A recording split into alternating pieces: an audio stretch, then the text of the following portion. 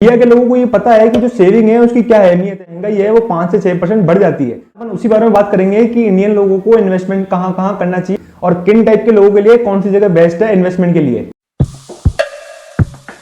India की जो है वो एक बहुत ही अच्छी आदत है कि इंडिया के जो लोग हैं वो सेविंग्स में बहुत ज्यादा बिलीव करते हैं as compare to other countries. India के लोगों को ये पता है कि जो सेविंग है उसकी क्या अहमियत है। कि वहीं एक गलत चीज ये है कि इंडिया के लोग जो है वो सिर्फ पैसा सेव ही करते हैं, वो उसको आगे इन्वेस्ट नहीं करते कहीं पे। इससे होता क्या है कि जो इन्फ्लेशन है उसकी जो एवरेज ग्रोथ रेट है वो है 5 to 6%। हर साल जो महंगाई है वो 5 से 6% बढ़ जाती है। तो अगर आपका पैसा घर में पड़ा हुआ है या इवन सेविंग अकाउंट में ही पड़ा हुआ है जहां पे आपको 2 से 3% रिटर्न मिलता है, तो आपका जो पैसा है वो एक तरीके से हर साल कम हो रहा है। तो अपन जब इन्फ्लेशन को बीट करेंगे तभी अपना पैसा सेफ रहेगा। तो उसके लिए अपन को करना पड़ता है इन्वेस्टमेंट। तो आज अपन उसी बारे में बात करेंगे कि इंडियन लोगों को इन्वेस्टमेंट कहाँ कहाँ करना चाहिए और किन टाइप के लोगों के लिए कौन सी जगह बेस्ट है इन्वेस्टमेंट के लिए। जब भी अपन इन्वेस्टमेंट की बात करते हैं इंडिया के अंदर, तो इंडिया के अंदर सबसे पहला ऑप्शन जो आता है वो आता है गोल्ड का, उसके बाद आता है रियल एस्टेट, उसके बाद आता है कुछ LICs, उसके बाद आता है यूलिप्स, फिर आते हैं म्यूचुअल फंड्स, फिर आते हैं स्टॉक मार्केट और लास्ट में आता है अपना क्रिप्टो करेंसी जो अभी के टाइम पे बहुत ज्यादा ट्रेंडिंग चल रहा है। पर मैं आपको सबसे पहले ये कहना चाहूंगा कि क्रिप्टो करेंसी जो है वो न्यू इन्वेस्टर्स के लिए बिल्कुल नहीं है, क्योंकि ये जो है ये बहुत ज्यादा वॉलेटाइल है अपने नेचर के अंदर और न्यू इन्वेस्टर्स इतनी रिस्क नहीं लेनी चाहिए। तो क्रिप्टो करेंसी के ऑप्शन को अपन हटा देते हैं। फिर बचते हैं अपने पास gold, real estate, ULIPs, bonds. जैसे आज जिन इन्वेस्टमेंट्स के बारे में अपन बात करने वाले हैं वो अपन बात करेंगे स्टॉक मार्केट और म्यूचुअल फंड्स के बारे में। सबसे पहले अपन बात करते हैं स्टॉक मार्केट की। स्टॉक मार्केट के अंदर आप कंपनी के एक छोटे से ओनर बनते हो, आप कंपनी का एक छोटा सा शेयर ओन करते हो।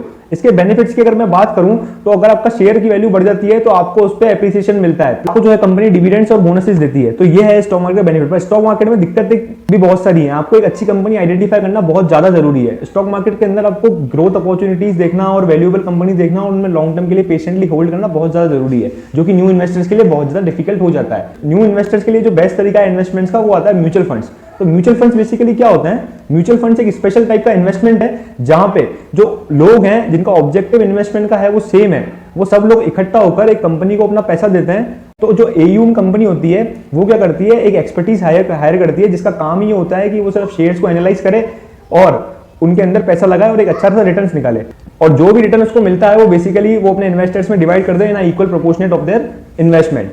अब म्यूचुअल फंड्स के कुछ बेनिफिट्स की बात करें अगर अपन, तो म्यूचुअल फंड्स के बेनिफिट्स कुछ ज्यादा ही हैं। सबसे पहला, म्यूचुअल फंड्स के जो रिटर्न है वो एवरेज इन्फ्लेशन से बहुत ज्यादा हाई है।